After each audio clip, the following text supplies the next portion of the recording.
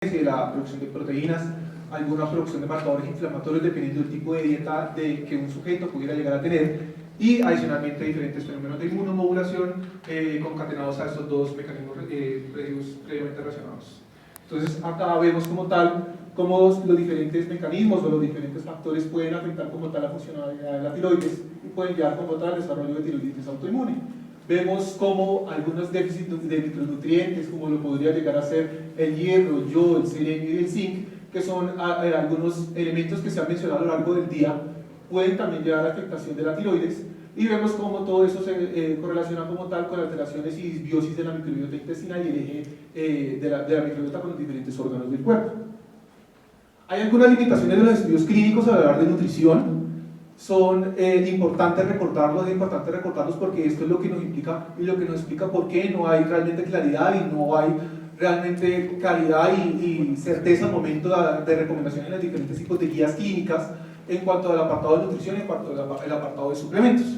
En general, los diseños no son simples ni son estandarizados cuando hablamos de suplencia nutricional. Las intervenciones van a ser complejas de estandarizar. Es difícil determinar como tal si voy a hacer un estudio o una suplencia, por ejemplo, de selenio, establecer un punto de base a partir del cual todos los pacientes van a tener unos niveles de base de selenio y cómo se va a hacer el seguimiento, por cuanto a que la dieta y las intervenciones son difíciles de controlar. Es difícil establecer en estos tipos de estudios que va a ser un placebo, que va a ser un grupo control, por el tipo de intervención que se utiliza en este tipo de estudios. No suele haber cegamiento porque claramente al paciente no le pueden cerrar los ojos por 3 semanas o 3 meses o 6 meses. Y adicionalmente la tasa de deserción suele ser muy alta, suele llegar hasta la mitad de la muestra inicialmente considerada. Entonces, adicionalmente a todo esto, el sistema de reporte, de intervenciones y de seguimiento no suele ser el mejor, suele ser muy costoso, y eso implica que eventualmente van a ser estudios que suelen ser más propensos a variables de confusión. Los tamaños del efecto en general van a ser pequeños, como vamos a mencionar en algunas de las intervenciones, y hay una muy alta heterogeneidad entre las respuestas de estos estudios. Entonces, una misma intervención puede tener múltiples variaciones dependiendo del tipo de procesamiento de alimentos, si fue una fritura, si fue una cocción. Van a haber interacciones entre nutrientes y aditivos. Algunos factores sistémicos, intestinales, patologías de base del paciente pueden llevar a que la intervención realizada no sea la ideal en ese sentido y que no realmente se muestre el beneficio que uno esperaría. Y hay unas deficiencias nutricionales subclínicas de base que no siempre se estudian y que no siempre se evalúan en la metodología de los estudios, que nos limitan como tal al momento de evaluar el impacto de la intervención. Se sobreestima en algunas ocasiones el tamaño del efecto por sesgos de selecciones de las muestras incluidas, y el estado nutricional de base de la muestra no siempre es evaluado. En algunas ocasiones solamente se utilizan índice de masa corporal y no se utilizan parámetros antropométricos adicionales que nos permitan realmente tener una claridad del estado de base del paciente. Entonces, recordar que la comida no son todo kilocalorías, hay un valor nutricional. Es muy diferente hablar del valor nutricional de un fruto seco a hablar de un producto ultraprocesado, y es importante recordar el efecto térmico de la comida, por cuanto aquí no toda la comida requiere un mismo gasto de kilocalorías para que el tracto gastrointestinal pueda realizar su absorción. Entonces, recordar de la fisiología tiroidea, esto ya se ha mencionado muchas veces, solamente recordar que hay varios pasos pivotales que incluye la presencia de glutationes, el transportador sodio-yodo, que permite el ingreso del yoduro, fenómenos de oxidación para la producción de hormonas tiroideas, que implica también la actividad de la enzima la tiroperoxidasa para finalmente llegar a la producción de hormonas tiroideas, que adicionalmente requieren de procesos de yodación para tener las moléculas realmente activas. Entrando ya en tema, en cuanto al yodo, el déficit nutricional puede llevar a óxido nodular. Afortunadamente en Colombia no tenemos ya déficit de yodo, pero es importante esto porque el exceso nutricional de hecho de yodo puede aumentar el riesgo de autoinmunidad, y la tiroglobulina altamente yodada tiene más inmunogenicidad, es una de las explicaciones para que esto esté presente, y hay un aumento de la expresión de las moléculas de adhesión celular en el tirocito que explican que haya un fenotipo más inflamatorio en este tipo de pacientes. El estudio realizado en Dinamarca, donde había insuficiencia inicialmente leve a moderada y se fortificó la sal, a los 5 años de hecho subió la prevalencia de los anticuerpos elevados, pero a largo plazo, de forma curiosa, bajó la prevalencia de patología autoinmune. Fue un estudio que realizó hace ya un par de años, una muestra grande. En general, entonces, en cuanto al yodo, acá en Colombia no se requiere como tal de suplencia dietaria, por cuanto que ya la tenemos de una de las fuentes más importantes, que es la sal. Recordar que en las otras fuentes vamos a tener las algas marinas, el pescado, el hígado de res, los productos lácteos, el huevo y el pollo. En cuanto al selenio, recordar que el selenio es una molécula también muy importante en la tiroides. La tiroides, de hecho, es el órgano más rico en selenio, y es importante por cuanto es componente como tal de las desyodasas, es componente como tal de una enzima que se llama la glutatión peroxidasa, que es muy importante para la producción de radicales en la síntesis de las hormonas tiroideas, y adicionalmente está presente en la selenoproteína S, que es una molécula con un efecto antiinflamatorio. El déficit de selenio, de hecho, se va a asociar a fenómenos de hipotiroidismo, de bucio tiroideo, de tiroiditis autoinmune, y se ha descrito también que se asocia a cáncer de tiroides. Y hay algunos estudios que se han evidenciado por cuanto a que el selenio suele considerarse en algunas instancias para el manejo, sobre todo de la orbitopatía de baja actividad. Y en esta revisión sistemática y metaanálisis que se hizo con base en 17 ensayos clínicos, se evidenció que en general el selenio, con una fuerza de asociación pues baja, pero estadísticamente significativa, disminuía como tal los niveles de triotiroxina, los niveles de tiroxina y adicionalmente los niveles de anticuerpos anti-TPO. El problema del selenio es que la ingesta excesiva, con más de 200 microgramos al día, se puede asociar a algunos eventos adversos no usualmente considerados, algunos dermatológicos como la alopecia, la dermatitis y el carcinoma celular, y otros como la diabetes mellitus y el SIDA de próstata de alto grado. Especialmente importante tener en cuenta por cuanto algunos pacientes puedan autoformularse algunos multivitamínicos que pueden tener unas dosis tóxicas de selenio que pudieran llegar a presentar este tipo de eventos adversos. Puesto que de por sí tenemos múltiples fuentes dietarias de especial importancia, los maní o las nueces como tal brasileñas, el pescado, los frijoles,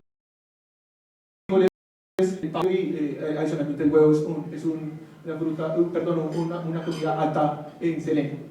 El hierro, en cuanto al hierro, una relación bidireccional entre la tiroides y el eritrocito. Se sabe que para que la TPU o para que la tiroperoxidasa pueda volverse activa en la superficie apical del tirocito se requiere unirse a un grupo hemo. Y de forma inversa, se sabe que para que se estimule la proliferación de precursores eritrocitarios y la eritropoyetina, se requiere la acción de la T3 y de la activación de su receptor. La ferropenia, de hecho, es común, es una patología común en los pacientes con patología tiroidea autoinmune, dadas las comorbilidades por ser una patología autoinmune con enfermedades gastrointestinales que alteran la absorción, como lo puede ser la enfermedad celíaca y la gastritis autoinmune. El hipotiroidismo subclínico, aparentemente en tratarlo puede mejorar el perfil ferrocinético según algunos ensayos clínicos con bajas muestras de una calidad metodológica, digamos que cuestionable, pero podría eventualmente verse asociado también a que el hipotiroidismo pudiera presentarse alteraciones gastrointestinales. Por tanto, algunos expertos sugieren como tal que debería evaluarse los niveles de hierro en los pacientes con hipotiroidismo para, de forma ayudante, pues, hacer la suplencia correspondiente. Los pacientes con anemia ferropénica leve presentan niveles séricos de T3 y T4 menores que los pacientes sin déficit, y la corrección de esta anemia pues mejora como tal los niveles de hormona tiroidea. De hecho, la ferropenia como tal adicionalmente va a ser un factor predictor de trastornos tiroideos en la gestación y va a ser otro factor a tener en cuenta en estos grupos poblacionales. En cuanto a fuentes dietarias, tenemos principalmente marinas como tal, todo el grupo de las ostras, el hígado, el pavo y adicionalmente las carnes rojas. La vitamina D tiene unos efectos benéficos en salud musculoesquelética por todos los dilemas y todas las dificultades metodológicas de este tipo de estudio. Es que la vitamina D sigue siendo un tema de controversia hoy entre los endocrinólogos y diferentes subespecialistas clínicos. Aparentemente tiene un rol potencial como regulador inflamatorio y como inmune, y hay algunos metaanálisis de estudios de baja calidad que sugieren como tal asociación con tiroiditis autoinmune. De fuentes principales tenemos el salmón, el hígado, el huevo, pues adicionalmente a los suplementos que ya están disponibles en el sistema de salud. Por último, lo que corresponde a la sarcopenia se asocia con mayor incidencia de toxicidad a las terapias utilizadas en los pacientes oncológicos. Es un marcador de mal pronóstico por cuanto los pacientes con sarcopenia tienen una pobre supervivencia global y tienen alto riesgo de complicaciones postoperatorias. En este estudio que se hizo en una muestra pequeña de menos de 40 pacientes, se compararon pacientes con sarcopenia y pacientes sin sarcopenia, pacientes con patología tiroidea oncológica diferenciado. En este caso lo que se encontró, según las curvas de Kaplan-Meier, es que en cuanto a supervivencia global, supervivencia libre de progresión en general y el periodo de tratamiento, a los pacientes sin sarcopenia les iba mucho mejor en términos generales en cuanto a los diferentes parámetros clínicos evaluados. La sarcopenia en este caso evaluado con los test de Hand-Grip, lo que nos sugiere pues la necesidad en esos grupos poblacionales de eventualmente hacer una adecuada suplencia proteica a través de diferentes fuentes dietarias que tenemos disponibles. El hipertiroidismo, de hecho, es un estado catabólico y algunos autores sugieren aumentar el aporte proteico precisamente por el riesgo de progresión a sarcopenia e incluso aumentar el 20-25% del aporte calórico diario. Y de hecho, el déficit calórico en general puede causar por mecanismos de retrocontrol metabólico la elevación de la TSH como una respuesta claramente adaptativa.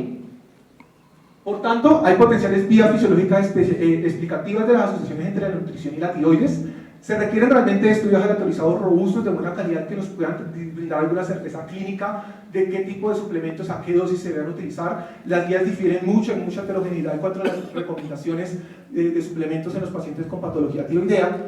Y con relación a los requerimientos nutricionales, aparentemente los productos pues, claramente de origen animal tienen, sobre todo los productos marinos, el pollo y el huevo, pues parecen tener un mayor valor biológico por su valor nutricional como tal, para suplementar o para adicionar en la dieta diaria de estos pacientes. Y eso sería todo. Muchas gracias.